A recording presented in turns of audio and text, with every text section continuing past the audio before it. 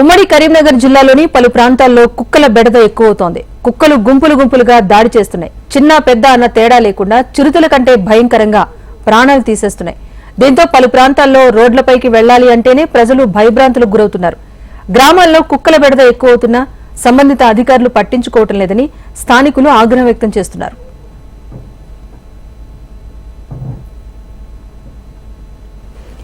రాజన్న సిరిసిల్ల బట్టువాని తండాలో వృద్ధురాలు లచ్చమ్మపై కుక్క దాడి చేసి ప్రాణం తీసేసింది. నిద్రిస్తున్న సమయంలో ఇంట్లోకి చొరబడి తల చేయి కొరికేసింది. కుక్క దాడితో వృద్ధురాలి తల మొండం వేరవగా తల పూర్తిగా కుక్క తినేసింది. ఇక ఇలానే జగిత్యాల జిల్లా బీర్పూరులో ఒక బాలుడిపైన వీధి కుక్కలు దాడి చేసి తీవ్రంగా గాయపరిచాయి. ఉమ్మడి కరీంనగర్ జిల్లాలో ప్రతిరోజు ఏదో ఒక చోట కుక్కల దాడులు జరుగుతూనే ఉన్నాయని ప్రజలు వాపోతున్నారు. కుక్కలు అనగానే ఒక భయం. ఎందుకంటే కుక్కల ద్వారా మనం పేపర్లో చూస్తున్నాము, టీవీలలో చూస్తున్నాము. చిన్న చిన్న పిల్లల్ని పట్టి పీకి చంపేసే ఘటనలు మనం చాలా చూసాం. మరి ఈరోజు కరీంనగర్లో కూడా కుక్కలు అంటే ఒక భయానక వాతావరణం కనబడుతుంది. కుక్కలు కరిస్తే ఇంజక్షన్లు తీసుకోవాలని ఒక భయం. కుక్కలు ఎంబడిస్తే ఎక్కడ పడిపోతాము, బండి మీద పోయినప్పుడే కానీ. కాబట్టి మనకు ఈ రోడ్ల మీద ఉన్న కుక్కలను చూస్తే బాగా భయం అవుతుంది. మనుషులము బండ్ల మీద పోయినా కానీ మనకు ఇబ్బందికరమైన పరిస్థితి కనబడుతుంది.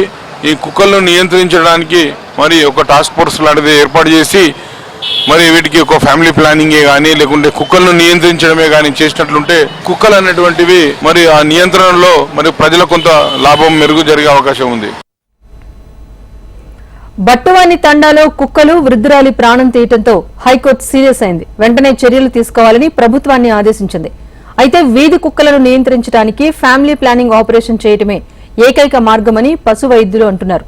వీధి కుక్కలు తీవ్రమైన ఆకలితో ఉన్నప్పుడు లేదా వాతావరణ ప్రభావం వల్ల వాటి మెదడు పనితీరులో మార్పు వస్తుందని వైద్యులు తెలిపారు.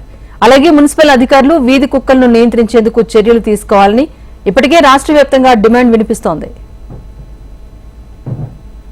అసలు చంపాలని కాదు కానీ అవి ఎగబడి కరుస్తాయి. వాటికి ఎంతవరకు అంటే వాళ్ళు చంపాలనే ఉద్దేశంతో కరువయ్యేవి. ఇవి అన్ని మీద పడి ఒకటేసారి కరిచే వరకు ఇది ప్రాణాపాయానికి కూడా దారితీస్తుంది. నివారణ అంటే ఇప్పుడు జనరల్గా మనము అంటే మన పౌరుల పరమైనటువంటి అది ఏంటి అంటే చిన్నపిల్లల్ని కానీ ఎవరిని కానీ మనకు ఒంటరిగా ఎప్పుడు కూడా బయటకు పంపించవద్దు. మెయిన్గా ఈ షాప్స్కు పంపించడం కానీ అది కానీ చేయకూడదు. తర్వాత డాగ్స్కు దూరంగా ఉండాలి. తర్వాత అవి ఉన్నప్పుడు పరిగెత్తద్దు, వాటిని భయపెట్టి కొట్టడానికి ప్రయత్నం చేయొద్దు, దూరంగా ఉండాలి. అవి మనకు దారిలో ఉన్నప్పుడు చాలా జాగ్రత్తగా వెళ్ళిపోవాలి.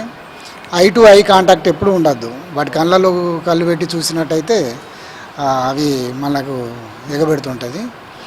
సరే, ఇప్పుడు వాటిని సంఖ్యను తగ్గించడం కోసం ఏబీసీ ప్రోగ్రామ్ అనేది ఇప్పుడు త్వరలోనే ఇప్పుడు మున్సిపల్ ఆధ్వర్యంలో జరగడానికి ఉంది. అయితే అది వాటికి ఫ్యామిలీ ప్లానింగ్ ఆపరేషన్ చేస్తారు. ఆ సమయంలోనే అన్నింటికీ మనము యాంటీ రేబీస్ వ్యాక్సిన్ కూడా వేసి ఈ రేబీస్ను కంట్రోల్ చేయడానికి కూడా ప్రయత్నం చేస్తున్నారు.